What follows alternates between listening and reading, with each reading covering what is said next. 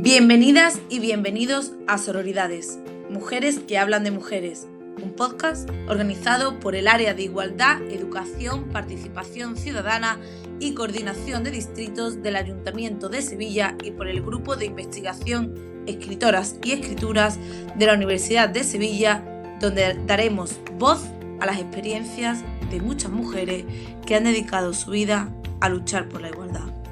En el episodio de hoy, Eva Moreno, investigadora de la Universidad de Sevilla, y Mar Gallego, periodista y contadora, hablarán sobre feminismo andaluz. A nuestra invitada de hoy, que es Mar Gallego. Hola, Mar. Hola.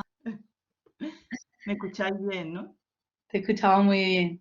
Muchas gracias, Mar, por aceptar nuestra invitación para participar en este nuevo espacio que, bueno, hemos creado un poco pues para abrir debate, crear un espacio de reflexión con diferentes mujeres de diferentes disciplinas. Nada, es una iniciativa que surge desde el área de igualdad del Ayuntamiento de Sevilla. Y bueno, nosotras que estamos en el grupo de investigación Escritoras y Escrituras en la academia, pues también siempre nos gusta también salir de la academia un poco y adentrarnos en otros espacios menos, un poquito menos, más abiertos, ¿no? Más abiertos y con los que nos podemos mover un poquito más cómodas también. Yo voy a pasar a presentarte. Yo estoy muy emocionada con que estés aquí y que hayas aceptado, porque la verdad es que me he sentido muy identificada leyendo tu libro y estoy deseando que empecemos la entrevista, escucharte y que entremos en debate, porque creo que hay muchas personas que estamos aquí, que tu libro nos ha supuesto como una nueva puerta de reflexión y bueno, de conocimiento, de ciertos conocimientos que a lo mejor no pensábamos que también eran feministas, ¿no? O teorías feministas que parece que siempre están, como también lo vamos etiquetando y clasificando, ¿no? Bueno, yo os presento a Mar Gallego, que es licenciada en periodismo, pero ella se define como contadora y me gusta mucho que lo haga así, ¿no? Si me detengo un poco en su currículum, tengo que destacar también varios premios. El Premio Nacional de Divulgación Feminista Carmen de Burgos, que le fue otorgado en 2012 por un artículo que se titulaba Mujeres Populares viviendo con VHI, hablan las menos visibles, que fue publicado en el periódico Desde Abajo en 2011. Después obtuvo el Premio Nacional de Ensayo Carmen de Burgos por un trabajo sobre el lenguaje de los silencios en el cine, que creo que salió de tu TFM. Un TFM que realizó en el marco del Máster en Género, Identidad y Ciudadanía de la Universidad de Cádiz. Y también recibió el Premio Nacional de Periodismo Carmen Goes en 2018 por un artículo que ella tituló Con toditos mis respetos al Carnaval de Cádiz. Y fue finalista también en el Premio Internacional de Periodismo Colombín en 2014 con el artículo Solo estoy tratando de correr. Tiene varios libros publicados, el más reciente y quizás en el que más hagamos hincapié hoy, es un libro titulado Como vaya yo y lo encuentre, Feminismo andaluz y otras prendas que tú no veías, y que ya va por su segunda edición. También tiene otro libro publicado que se titula Dueña de su silencio, el silencio como poder y resistencia a la identidad femenina en la temática fílmica, y tiene otras publicaciones también compartidas pues con Alicia García, Experiencias exitosas, mujeres que han roto el ciclo de la violencia, y otro publicado en 2001 desde Chiclana, publicado con la Fundación Vipre. Ha trabajado como periodista en diferentes en diferentes medios, y ahora está al frente de un proyecto que creo que de ahí sale también la publicación de este libro, ¿no? Ese proyecto de feminismo andaluz que espero que ahora nos cuentes un poquito más, porque nos interesa mucho saber. Nosotras hemos decidido empezar estas entrevistas haciendo una pregunta más, eh, y es que, ¿qué es para ti el feminismo? Ujú. No es una pregunta fácil, lo sé. Y, bueno, yo siempre digo que, por supuesto que creo que cuando las identidades, como en el caso de las mujeres, se nos dice que siempre se nos identifica con esta cosa de no saber, ¿no? Del síndrome de la impostora, digamos que el currículum académico de una persona, por supuesto creo que en nuestro caso tenemos que reforzarlo, ¿no? Y decirlo muchas veces, pero siempre digo que yo considero legítima la experiencia como un lugar de saber y que aunque yo no hubiera tenido esos premios, esa trayectoria, mi voz seguiría siendo legítima, igual de válida que la de cualquiera, ¿no? Por romper un poco también esta jerarquía de que no se me entienda como una persona que habla de feminismo por una cuestión académica. Entonces, creo que lo primero sería eso, ¿no? Yo primero sé que entiendo lo que no es el feminismo, ¿no? Creo que el feminismo no es una asignatura, no es una materia a la que se accede desde determinados lugares, desde la academia, creo que es una experiencia y algo de lo que todo el mundo puede hablar porque estamos hablando de un sistema y de una estructura. Creo que no es un lugar para ejercer violencia contra ninguna identidad que ya lo sufra por cualquier otra estructura y esto ahora me parece importante también decirlo y que no es un espacio donde llevar a cabo exclusiones, ¿no? Y luego en afirmativo, pues yo puedo decir lo que para mí a nivel personal, ¿no? Y para mí a nivel personal sí que ha sido no una asignatura, pero sí una escuela, ¿no? Una escuela de pensamiento, de saberes, de práctica, que en principio es un viaje que en mi caso yo inicio poniendo en el centro la opresión que sufro como mujer, pero que luego me conecta con otras opresiones. O sea, para mí el feminismo tiene sentido si te conecta con otras opresiones, si pone en cuestión otras estructuras que también nos están generando violencia, ¿no? No solo a las mujeres, y también pues me conecta también con mis privilegios, ¿no? Quizás no como mujer los tenga, pero sí los tengo como blanca, los tengo como europea, y bueno, es una forma de estar en el mundo autocrítica, es una forma de mirar, es una forma de estar siempre como construyéndose, deconstruyéndose para el fin, ¿no? Que es vivir una vida de justicia social, una vida de diversidad, que para mí la palabra diversidad es muy, muy importante, donde se reconozca la diversidad, porque nunca un proyecto de liberación feminista va a poder ser un proyecto único y una imposición única, porque el problema está realmente en la imposición de la historia única, ¿no? Hay diversidad territorial, hay diversidad identitaria, y luego un proyecto que, esto para mí es súper importante y creo que en el proyecto de feminismo como en el libro lo digo, ¿no? O lo intento manifestar, que merezca la pena ser vivido, que al final nos lleve a tener una vida donde la mercancía no esté en el centro, los dineros no estén en el centro y nos estemos matando para conseguir una estabilidad que al final beneficia a las grandes empresas, sino que esté en el centro una vida que no solo merezca la pena, sino que merezca la alegría ser vivida, ¿no? Y para eso creo que no hay solo que denunciar la estructura como una estructura de muerte que está matando a tanta gente, ¿no? Lo estamos viendo en las fronteras, ¿no? Que tenemos justo aquí también en Andalucía, la frontera sur, sino que nos conecte con la vida, como decía Audre Lorde, ¿no? Lo contrario de vivir no es morir, lo contrario de vivir es no vivir, ¿no? Y que nosotras tengamos una vida que realmente vivamos, nos sintamos creativas, nos sintamos vibrantes, ¿no? Y que eso también es un derecho. Entonces, para mí es todo eso que te acabo de decir. Que es complejo, pero es necesario y que lo necesitamos. Necesitamos que el feminismo que vivimos sea así de complejo también, ¿no?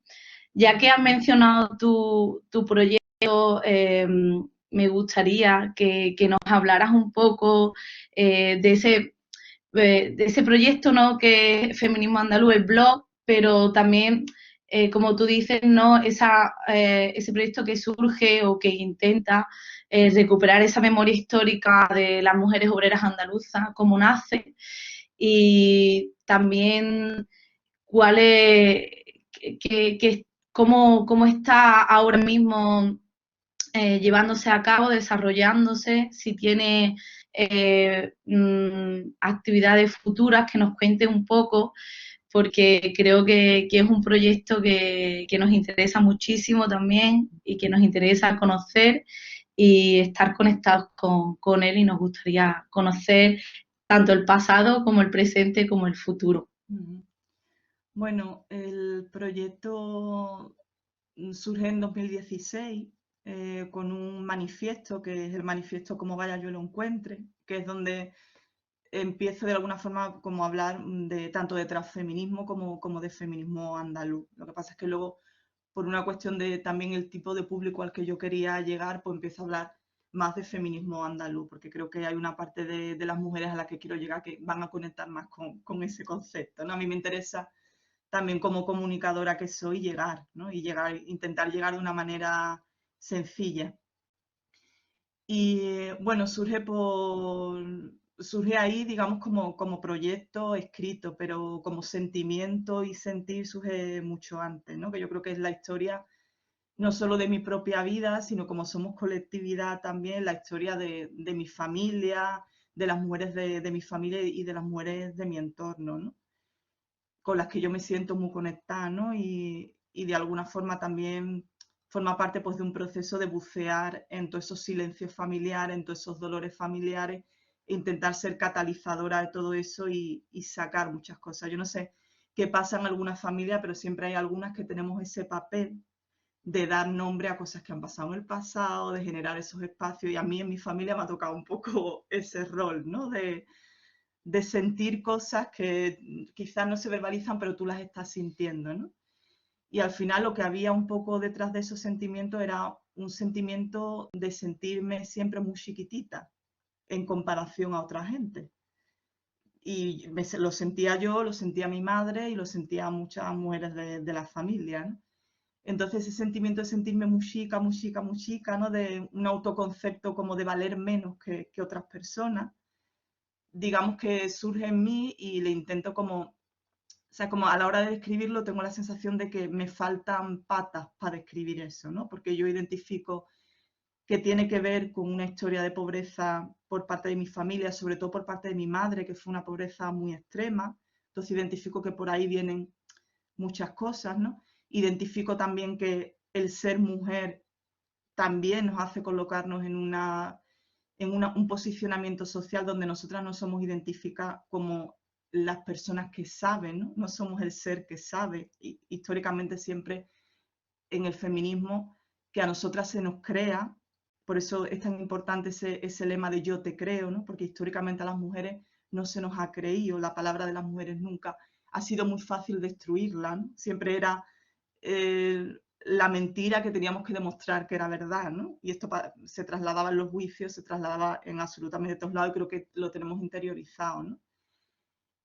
Pero siempre esas dos cuestiones juntas no lo explicaban todo. Entonces yo sentía que había algo más por lo que yo me sentía pequeña, por lo que yo me sentía sujeta de, quizás porque también me comparaba con otras compañeras que también eran mujeres pobres de otras latitudes y yo no sentía que tuvieran esa inseguridad como yo la estaba vivenciando, ¿no? Entonces eso fue un proceso que se inicia en mi cuerpo, digamos, esa pregunta en 2012 y hasta 2016 no le logro, no sale, ¿no? Como en forma de, como pasan estas cosas como de un día para otro, pero que en realidad lleva tiempo gestándose.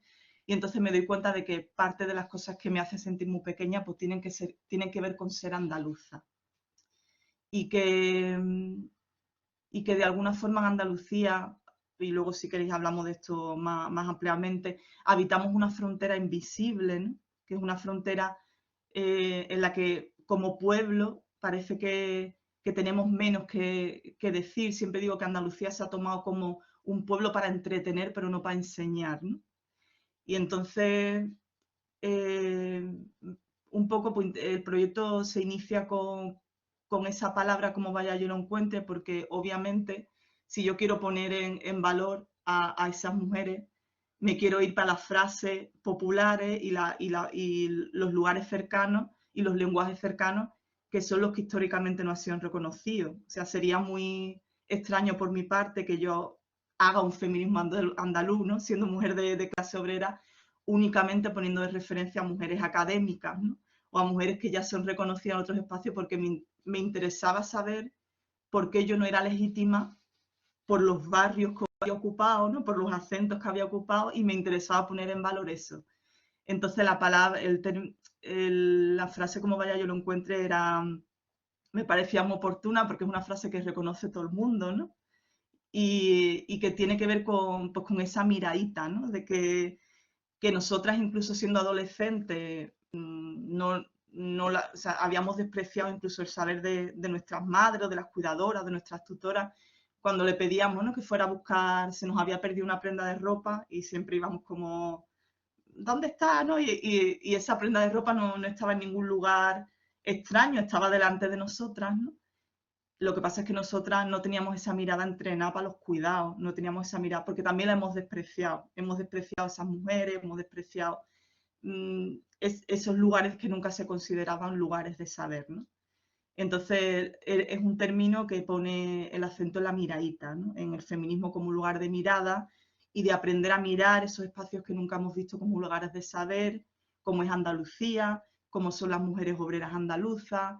Pues es un ejercicio de mirada desde la cultura andaluza, pero poniendo énfasis en lo que históricamente ha sido despreciado, porque además es lo que creo que nos va a dar colectividad y lo que nos va a dar un camino que no sea un camino enajenado, ¿no? que perseguir, que tenga que ver un poco con tus raíces.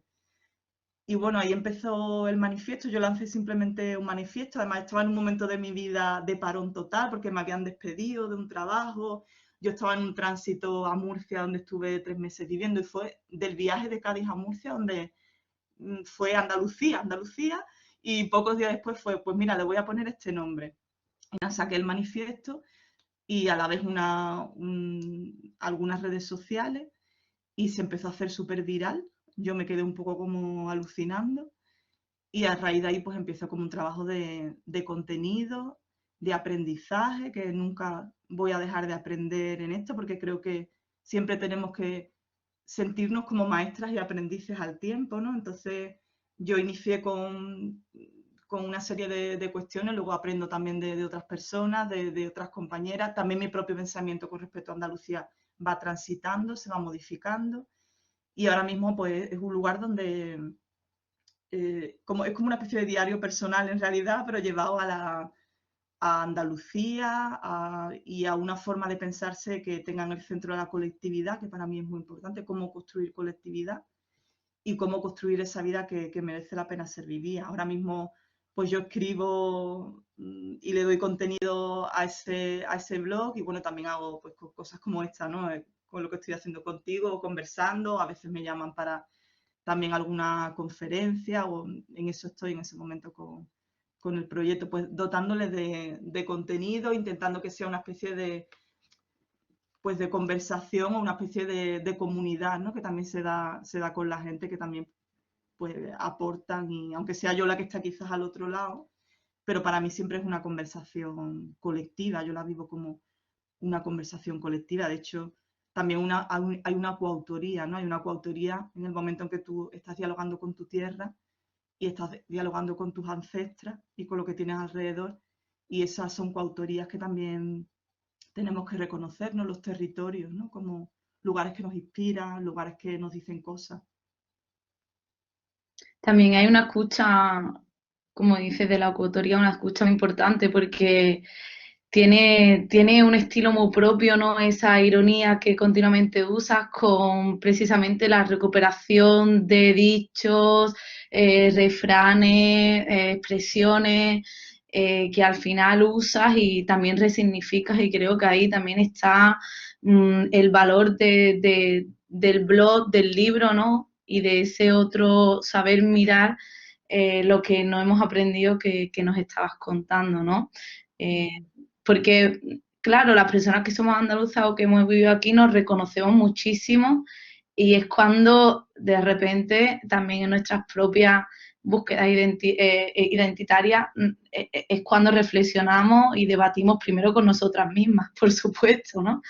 Entonces, creo que es un lenguaje muy, muy acertado y que es difícil de llegar, como has dicho, porque aprendemos el feminismo, los feminismos desde la academia, desde la formación, y hay una parte en el libro que me gusta mucho, porque me he sentido ahí reconocida, que es esa parte en la que de repente te encuentras en el limbo porque para tu familia estás formada y has pasado a ser como de otra categoría, clase social, o no tampoco tiene una etiqueta ahí definida, pero sin embargo en esos círculos sigue siendo pues una persona que tiene un acento bastante diferente, más pronunciado, que no tiene las mismas experiencias, entonces acabas como en un limbo, ¿no?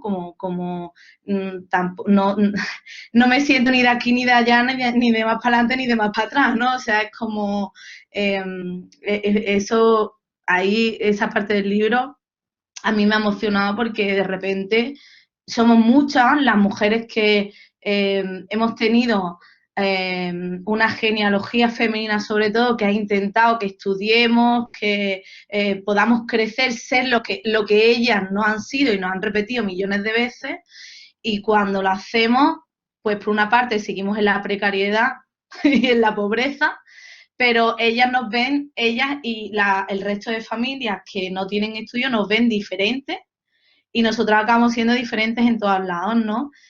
Entonces a mí esa parte, yo tengo que decir que me ha hecho reflexionar muchísimo, he dicho, wow, ¿no? Qué gran verdad, y creo que ahora mismo además en un momento en el que pues es más accesible, digamos, la formación universitaria, creo que son muchas las mujeres que se están sintiendo identificadas con ese libro y que por eso se está también convirtiendo en viral, ¿no?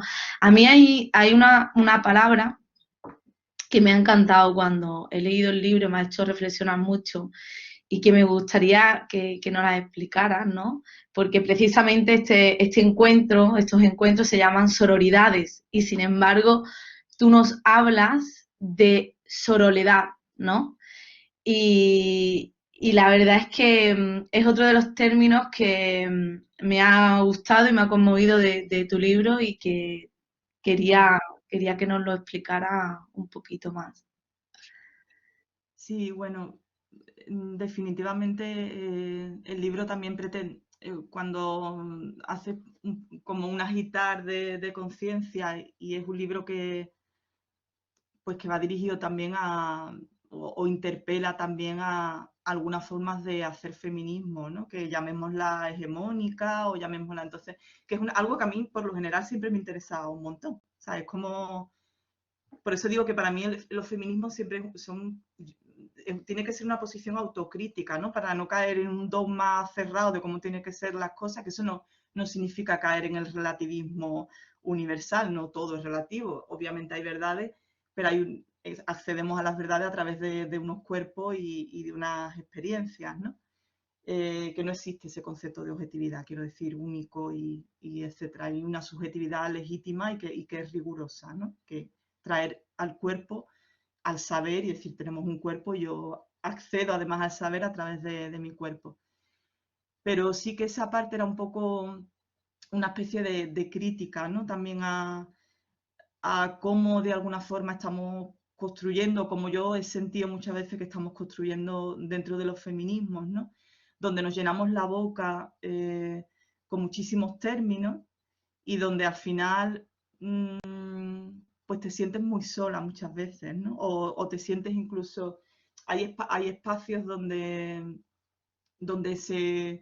se hacen prácticas feministas pues muy... El otro día hablaba con con una persona online y me hablaba de hipervigilancia, ¿no? O sea, como un feminismo de hipervigilancia, donde resulta que ahora tenemos que tener un perfil muy determinado para poder hablar de feminismo, donde si no te has aprendido la última palabra con la que tienes, resulta que es un feminismo muy castigador, muy judío-cristiano, muy de culpa, y todo eso está dentro del espacio feminista, ¿no? Y yo echo de menos, por ejemplo, pues esa ternura, ¿no?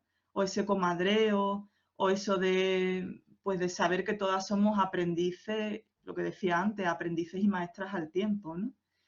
Entonces, hablaba de sororidad en ese sentido, de, joder, mucho hablar de sororidad y de aquí estamos, todas somos sororas y todo tal, pero en las prácticas cotidianas, en nuestro día a día, todas estamos superviviendo de manera individual y no se llega a romper esa pared entre tú y yo, ¿no? Y todas estamos trabajando para que no nos falte el trabajo mañana y todas estamos trabajando. Entonces, claro, no era una crítica, obviamente yo creo ya no me sale el término original, en la sororidad. Yo creo que también es un término que hay que buscar los que nosotras tenemos, que ya de por sí hablaban de eso, como por ejemplo comares, ¿no? Vecinas. Yo uso mucho la palabra comares, por ejemplo, con mis comares uso la palabra comares, ¿no? Que tampoco hace falta hablar Sororidad. es que ahora tengo sororidad, el de sororidad. Sororidad. Claro, que también a veces importamos términos, ¿no? Y a lo mejor también nosotras tenemos unos cuantos, pero sí que era un poco una crítica, bueno, muy sororas todas, pero yo lo llamaría también muchas veces soroledad, ¿no? Porque ahora resulta que sí que no todas estamos unidas, no puede haber una crítica, no puede haber tal, pero no estamos quizá, yo creo que no se está gestando ese espacio cotidiano, ¿no? De cómo vamos a sobrevivir, cómo nos vamos a contar, cómo vamos a contar la una con la otra, que es lo que sí veo que tenían más nuestras antecesoras, porque nosotras tenemos esa formación, ¿no? Quizás también formación feminista, que para mí no lo tiene que ser, pero que sí nosotras hemos adquirido una formación incluso feminista y siempre digo, sí, mucha formación, pero ellas eran mucho más sororas que nosotras, muchísimo más, ponían más el cuerpo, ponían más la empatía. Yo de todas las historias que he recogido de mujeres me he emocionado hasta al nivel que yo no sabía que las vecinas ponían el cuerpo. Me parece brutal. O sea, hasta de esa figura de la vecina que una niña no podía mamar de la teta de su madre y había una vecina que le daba la teta. A mí me parece mm, que sin ser perfecto, ¿no? Porque todas vivimos en opresión y yo no creo tampoco en la perfección, las prácticas sí eran muy sororas.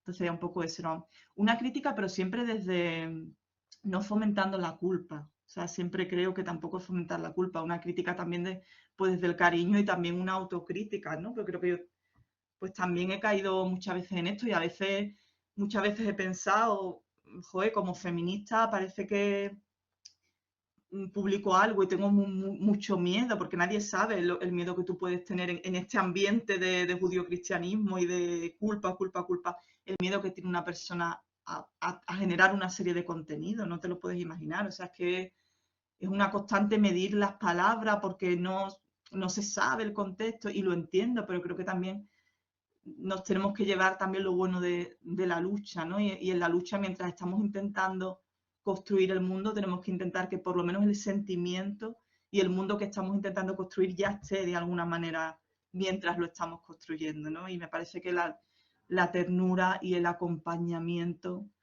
es importante. Entonces, yo veo a mucha gente sola y veo a muchas feministas que van a una asamblea, pero luego en su casa están solas. Entonces creo que hay que incorporar más ese sentir y ese día a día en esos espacios que se consideran politizados, que también es una palabra para ponerla en cuarentena, porque creo que no es el hecho de que unas personas estén politizadas y otras no, hay unas jerarquías también muy raras, unas de academia, de formación, activistas, etcétera, etcétera.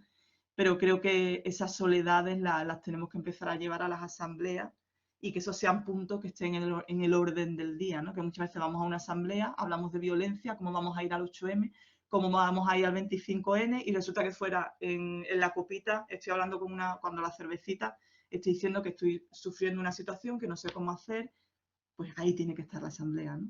Ese acompañamiento y esa base, ¿no?, colectiva de mis problemas forman parte de lo que es el feminismo, ¿no? Y como digo, sin generar culpa y sabiendo que todas tenemos limitaciones y que no podemos estar todas en todo, ¿no? Por supuesto, decir también, oye, pues yo ahora mismo no te puedo acompañar, pero eso es un cuerpo colectivo, pues ahora la otra compañera, o generar ese cuerpo colectivo, ¿no?, que nos acompañe, que no nos sintamos tan solas como muchas veces nos estamos sintiendo. Totalmente, totalmente. Además, tú hablabas en el libro de esa mirada a las personas mayores que precisamente en ese acompañar, ¿no? Que tanto descuido se le tiene, ¿no? Y que tú reivindicas, no solo en el libro, he visto que has reivindicado en muchos sitios precisamente por esta falta de escucha de esos problemas individuales que no pasen a ser colectivos, aunque lo sean, porque al final lo son. A mí hay una parte del libro que voy a buscar porque también me ha gustado muchísimo, ese armarizar los ceceos, ¿no? Y cómo también hay una parte de nosotras que, tú hablabas antes de sentirte chiquitita, que tiene que ver también con un habla que no se reconoce y como legítima para contar también, ¿no? Porque, bueno, las personas que no hablan bien, pues tampoco son legítimas para contar sus historias, ¿no? Y como al final también, eh, bueno, nosotras mismas, y eso es una cosa que yo también he reconocido en mí, ¿no? Como hemos ido perdiendo cierta parte de nuestro acento, a lo mejor más cerrado, casi de forma inconsciente para sobrevivir, pues en otros ambientes en los que nos estábamos relacionando, ¿no? Y ese, además, no reconocer, tú hablabas de Rosa López, ¿no? No poder tampoco reconocer esa vergüenza en algunos momentos, que hemos sentido inevitablemente de estar con otras personas que sí pronuncian mejor la S, las terminaciones, etcétera, y no poder ni siquiera reconocer que sentimos vergüenza de nuestra propia habla. Yo, de hecho, tengo bueno, tengo varios testimonios, anécdotas como todo el mundo, pero yo estuve viviendo en Buenos Aires y siempre me decían que no parecía, que mi pronunciación no parecía española, ¿no? Que si era colombiana, y cuando decía que era española, me decían, uy, pero es que tu acento no parece español, ¿no? O sea, es como ese territorio del que tú hablas, bueno, hay clases dentro de España, hay territorios subdivididos en España porque no estamos todos en el mismo nivel, ¿no? Y entonces siempre me decían, es que nosotros escuchamos, no sé, televisión española y no es esta, ¿no? El acento que suena, ¿no? Entonces también al final otra vez te sientes como en el limbo, ni de aquí ni de allá, ni en España, ni de España, ni de en un sitio que tampoco te ubican bien, y en el que te sientes con una pronunciación también que no legitima lo que quieras contar, ¿no? Y eso a mí me ha conmovido muchísimo porque creo que es parte tú lo dices muy bien, al final no es vergüenza, es violencia. Y es una violencia de la que se habla muy poco, ¿no? Esa violencia que sentimos. Yo quería leer un fragmentito, espérate que lo estoy buscando aquí, me lo había señalado, pero tengo varias. Aquí, en precisamente esa parte de ese capítulo que se llama Armarios y ceceo, y a partir de aquí, bueno, pues comentamos y a ver qué os parece, porque a mí esta parte es que me ha conmovido mucho. Hay días que son para mí como un cielo nublado. Cuando llegan, olvido todo lo que he vivido y el listado de hitos que guardé para decirme que era valiosa. La autoestima me va goteando por las puntas del cabello. Me las recojo temblando en un moño alto, grasiento y deshilachado. Me enchufo el chándal, me siento torpe, torpe y torpe y pido disculpas por todo lo que se me resbala de las manos. Lo siento, señora, perdón. Soy nublada y escurridiza. Durante esos días, los esfuerzos por construir una mar con muros que la defiendan se desvanece y es mi madre y el árbol genealógico completo el que se me cae encima. Menudo desastre. Se me mete el joyo dentro y amolda mi cuerpo a la forma que el servilismo pedía. Sus hombros hacia adentro, su mirada agacha, su voz bajita y descafeinada. No era tímida mi madre, tenía miedo a mostrarse al resto. A veces la timidez no es más que el escondite de las violencias que sufrimos un día, nosotras y las de antes. Golpes que han ido de la mano de nuestra generación de identidad, pozos que algunas veces saltan cuando nos encontramos con gente más segura o con comentarios y propuestas que, a veces sin querer, nos hieren. El miedo al foco, a ser observada en exceso, el miedo a ser vista o mal vista. Llevamos la rabia de clase dentro. A veces ni eso.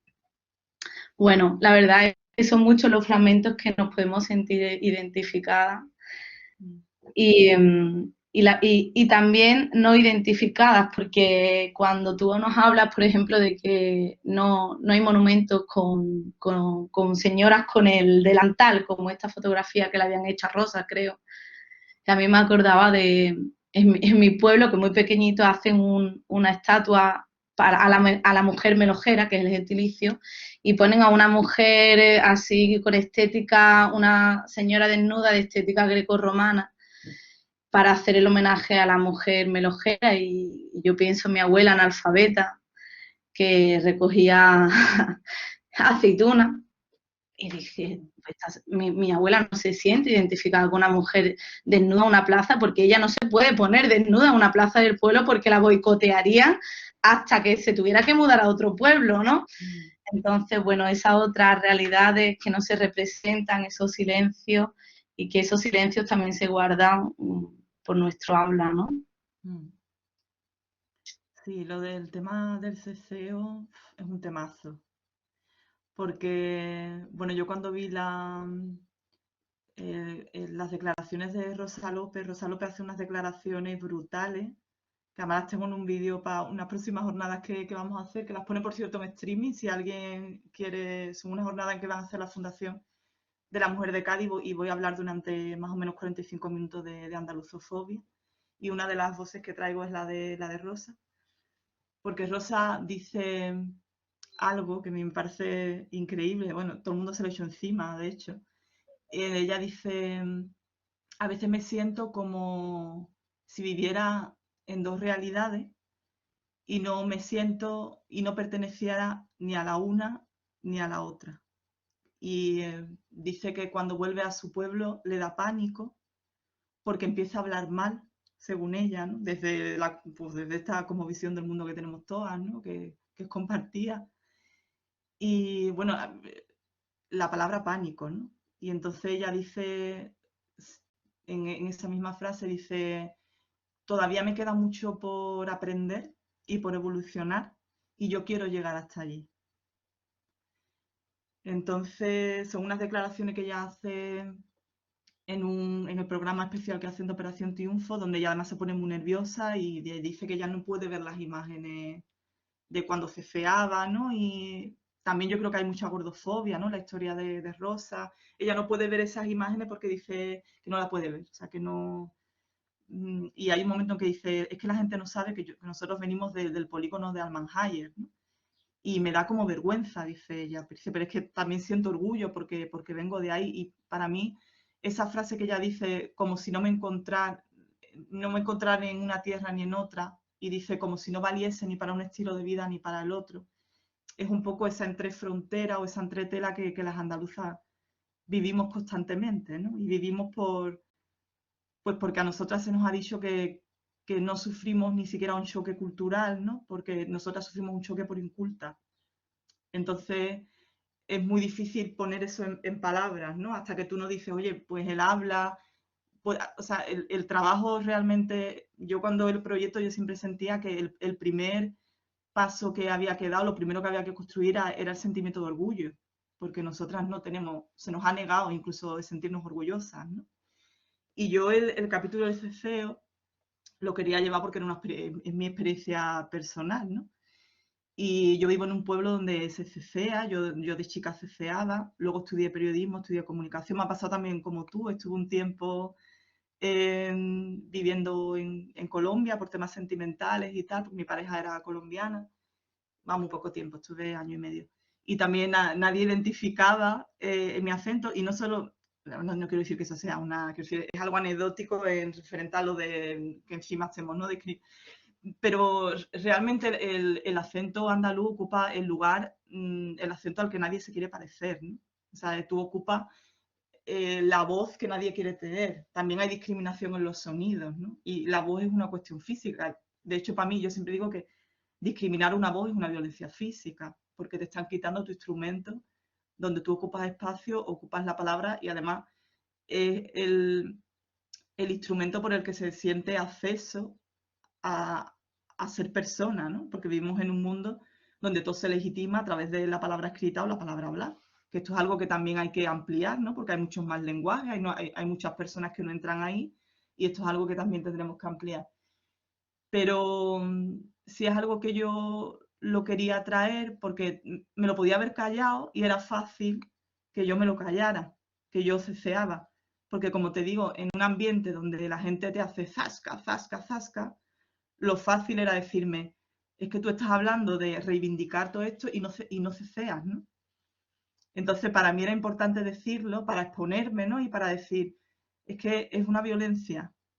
Y precisamente entenderlo como violencia implica que yo lo viva con ese mismo pánico, que lo vive Rosa y que yo haya vivido ese proceso constante y he vivido ese túnel, o sea, de una niña que tenía muchísimas cosas que decir en un aula o que tenía muchas cosas que tal y que identificaba que cecear era incompatible con tener algo que decir y como yo físicamente lo pasaba fatal, o sea, lo pasaba fatal. Y cuando ya estudié comunicación, encima periodismo, yo identifico esto y yo no tengo ahí a nadie que me diga es orgullo, ¿no? Porque eso también depende de los refuerzos que tú tengas, pero es una violencia realmente, es muy fuerte. Y al final, pues por estudiar comunicación o por lo que sea, hay como un proceso de decir, tengo que cambiar mi forma de hablar. Y yo por ejemplo, ahora vivo aquí en Chiclana, a mí a veces sí que me sale, incluso ahora lo celebro, ¿no? Porque es como me sale solo, ¿no? Estoy hablando y digo, uy, me ha salido la Z. Yo cuando me sale sola, genial. Pero forzarla, ¿sabes? Como ya el viaje, es que es un viaje que entiendo que haya gente que no lo entienda, pero que es así. O sea, que no es que yo, es que haces un trabajo enorme para sentirte una persona legítima, ¿no? Y entonces creo que no tenemos que estar con el látigo, ni cada cual hace con las violencias, se maneja con las violencias que sufre como puede, ¿no? Y lo que sí es la recuperación, por ejemplo, del acento, de muchas cosas. Y ojalá llegue un momento en que, ojalá no, tampoco, quiero decir que es deseable o no es deseable. Yo tengo muchas compañeras periodistas, por ejemplo, que ahora sí que, perdón, es que estoy aquí con él, tengo que cargar esto, que cecean y yo las veo y digo, qué maravilla, yo no he podido enfrentarme a esto, quizás no he tenido los referentes necesarios, pero para mí era importante ponerlo porque desnudarme en ese sentido y decir, es que yo esto lo vivo como una violencia. Y si fuera fácil, si tú me pudieras decir, venga, cambia tu habla, entonces no estaríamos hablando de violencia. Si estamos hablando de que es andaluzofobia, que hay violencia en torno al habla, tenemos que entender que las personas hacemos lo que podemos. Y también me parecía interesante traerlo porque creo que a veces hay una equiparación cuando hablamos de andaluzofobia, de los acentos que son discriminados, entre el seseo y el ceceo o el jejeo, porque no es solo ceceo, es jejeo también. Aquí, por ejemplo, yo por ejemplo de jijiji lo digo un montón, jijiji, pero me parece que no es nada equiparable. O sea, creo que el ceseo, por supuesto, sufre una discriminación en torno a otros acentos y otras cuestiones, y por supuesto ocupa un lugar de inferioridad sin competir y sin hacer esto las Olimpiadas de la opresión, pero creo que el ceceo es un lugar muy difícil de habitar. Creo que el ceceo está mucho más estigmatizado, creo que se relaciona con la palabra cateta, que se relaciona con la palabra analfabeta, que se relaciona con tantísimas palabras, con lugares tan difíciles de habitar y desde luego no tiene para nada ni el prestigio que tienen otros acentos ni nada. Entonces yo quería traerlo porque sé que le pasa a mucha gente y que mucha gente quizás no lo reconoce. Y yo lo quería reconocer, digo, bueno, pues este es mi viaje, que no lo acepte. Si tú sientes que soy poco legítima, yo me siento más legítima poniéndolo sobre la mesa, ¿no? Y es algo que, por ejemplo, me parece muy curioso, porque, por ejemplo, yo sí que ahora mismo no ceceo, o ceceo cuando me sale, ¿no? Espontáneamente. Pero, por ejemplo, mi familia sí que lo hace y, por ejemplo, con mi hermana lo hablo mucho. Mi hermana a lo mejor está aquí, ¿no? Estamos en el salón. Y entonces la llaman por teléfono un número desconocido. O la llama un Vodafone, o la llama. Y entonces ella coge el teléfono, se esconde, se va a otra sala y se pone, como decimos, habla fino, ¿no? Como se decimos, habla fino. Entonces empieza, sí. Y lo hablamos, ¿no? Como también dentro de nuestras propias casas estamos constantemente habitando diferentes espacios. Y como él habla, nosotras somos plenamente conscientes de con quiénes hablamos con determinados acentos, con quiénes no, y nos hemos convertido un poco en expertas en esta performance, ¿no? Expertas en cambiar el acento en determinados sitios, hemos normalizado una serie de cosas que son muy fuertes y yo creo que hay que empezar a nombrar esto como lo que es, como una violencia y que no nos sintamos impostoras ni menos legítimas por decir que estamos sufriendo violencia, porque es violencia. Y además una violencia muy física, que se atraviesa el cuerpo. Y hasta que nosotras no nos tomemos en serio que esto es una violencia, pues entonces quedará la elección personal de cada cual lo que cada cual hace con su habla. Pero si reconocemos que es algo estructural, tendremos que entender que cada una se posiciona como puede ante ese proceso, ¿no? También no es lo mismo una profesión que otra, no es lo mismo, claro. Entonces sí, me alegra que, vamos, que haya sacado este tema, porque además yo ahora le estoy dando como muchas vueltas a esto y al final digo, joder, estoy cansada de sentirme también impostora a la hora de hablar de Andalucía como algo que nos ha discriminado históricamente, porque no es que es muy violento. Y las historias de las mujeres son muy violentas. La de Marisol, por ejemplo, en el libro, ¿no? A Marisol le pegaban las Me cosas. sorprendió mucho también esa historia. No conocía ese testimonio que tú, Claro, la cita que pones en el libro y es muy fuerte. a ella le pegaba, ella dice, yo estaba entre dos fuegos, la Z y la S, y le pegaba a la profesora. Y luego llegaba a la casa, le pegaba porque ceceaba. Y llegaba a su casa y su padre le decía, niña, ¿qué hace hablando con la S? ¿Tú de dónde eres? Entonces, que estamos habitando constantemente. Si habla, porque habla. Si no habla, es una cuestión tremendamente compleja y tremendamente violenta. Las cuestiones de las hablas, vamos, es andaluzas, ¿no? Porque otras podrán sonar muy fuertes, pero por ejemplo, tú escuchas a alguien hablar catalán y no dudas que tenga un sello de calidad simplemente por hablar catalán, ¿no? Que parece que hay hablas que ya te dan un sello de calidad, ya parece que la persona, independientemente de lo que vaya a decir, ya su habla le da un sello de calidad, ¿no? Ya va bien avalado por su habla, ¿no? Entonces... Sí, sí, es un temazo que hay que seguir además indagando porque creo bueno, yo no lo he reconocido como violencia hasta que no he leído tu libro hace unos meses y por eso es importante también, ¿no?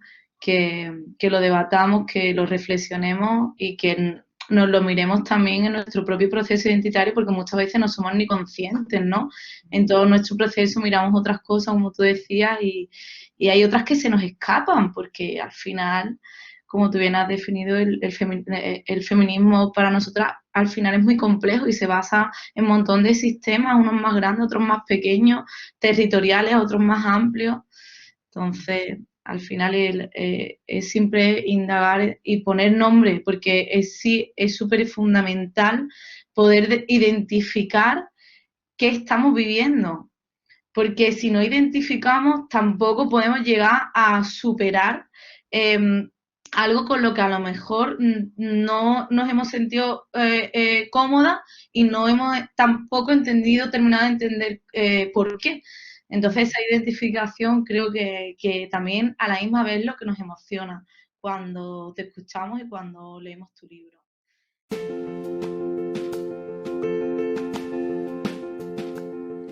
Muchas gracias a Mar Gallego por aceptar nuestra invitación y compartir su experiencia y su saber con nosotras. Y gracias a vosotras y a vosotros que nos estáis escuchando y que habéis llegado al final de esta entrevista. Estaremos muy activas en nuestras redes sociales, tanto en el Instagram de Sororidades como en el del grupo de investigación Escritoras y Escrituras, y os iremos comunicando y anunciando nuestros próximos podcasts. Hasta la próxima, compañeras sororas.